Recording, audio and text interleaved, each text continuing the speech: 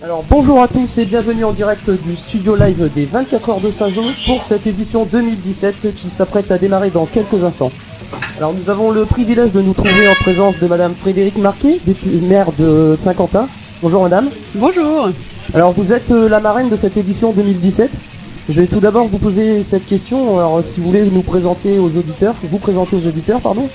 Oui, bien sûr. Alors, je m'appelle Frédérique Macaré, je suis maire de Saint-Quentin et je travaille aussi sur les questions de développement économique et d'université pour l'agglomération du Saint-Quentinois, dans l'Aisne. D'accord, donc avec un peu plus de précision, en quoi consiste votre fonction Alors, sur le plan du territoire de Saint-Quentin, je suis chargée de travailler à l'accueil des entreprises et ensuite de développer l'université, donc de prévoir les bonnes formations pour nos jeunes, sur les nouveaux métiers notamment, donc en négociation avec l'université et l'éducation nationale.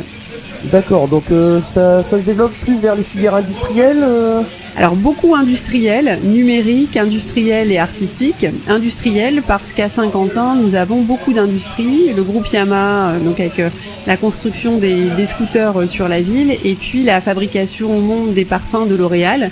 Donc on est un territoire qui a toujours beaucoup d'industries et qui a besoin de main-d'œuvre bien formée sur toutes les nouvelles technologies d'ailleurs, parce que les métiers sont en train de beaucoup évoluer avec donc des bons niveaux de formation. D'accord, donc vous l'aurez compris, l'industrie qui est au cœur de notre édition des 24 heures de Saint-Jean. Donc comment avez-vous découvert ce projet et quel engouement vous apporte-t-il ? Alors, j'ai été contactée par Monsieur Kern il y a quelques semaines. On s'est rencontrés. J'ai été vraiment très bluffée par la préparation de cette manifestation, parce qu'il faut être un petit peu fou pour oser organiser des choses aussi compliquées que celle-là, avec autant de jeunes, avec de la technique, avec du partenariat à aller chercher. Ce que j'ai vraiment adoré dans le projet, c'est cet enthousiasme, c'est cette volonté de faire et d'être dans l'expérimentation, puisque on a le produit dans les mains, faut le créer, après il faut le rendre mobile également. Et donc c'est la meilleure des expériences dans le cadre d'une formation pour ensuite être une main-d'œuvre qui fonctionne bien dans une entreprise. D'accord. Et donc vous l'aurez compris, les secteurs industriels sont maintenant notre avenir en quelque sorte.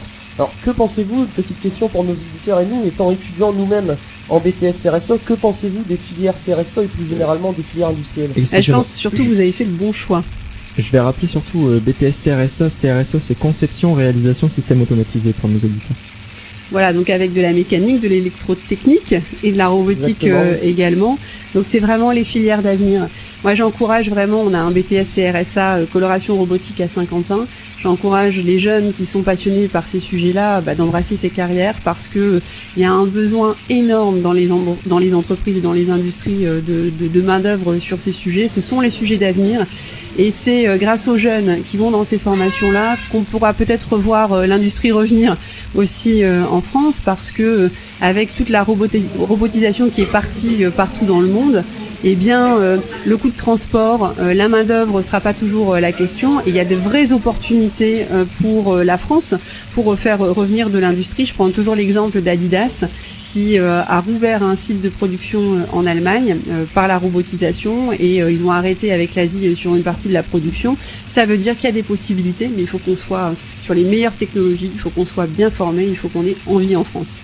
D'accord, alors vous l'aurez compris, l'industrialisation et les 24 heures de Saint-Jean sont un projet qui dépasse les frontières de notre région. On en a la preuve avec la maire de Saint-Quentin qui est avec nous. Est-ce que ce projet, on envisagerait un partenariat entre votre ville et ce projet d'ici à quelques années ? Déjà, ma présence aujourd'hui montre bien tout l'intérêt que nous avons conjointement.